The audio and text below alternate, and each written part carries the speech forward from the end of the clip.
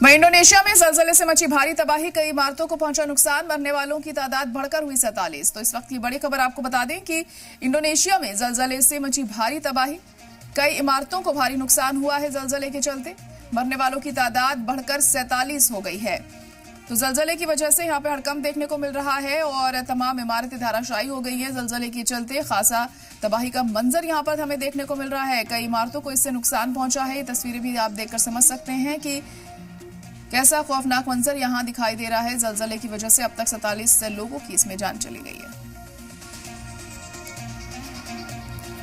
तो इंडोनेशिया में जलजले की वजह से हालात बद से बदतर होते जा रहे हैं। कई इमारतों को नुकसान पहुंचा है यहाँ और मरने वालों की तादाद बढ़कर 47 हो गई है और इनकी तादाद बढ़ भी सकती है क्योंकि लगातार यहाँ पर हालात खराब हो रहे हैं। तो कई इमारतों को यहाँ नुकसान पहुंचा है। इंडोनेशिया में जलजले से भारी तबाही का मंजर हमें देखने को मिल रहा है, जैसे कि आप इन तस्वीरों में देख सकते हैं। जगह जगह तमाम जो इमारतें हैं वो धाराशायी हो गई हैं और अब तक 47 लोगों की जान जा चुकी है।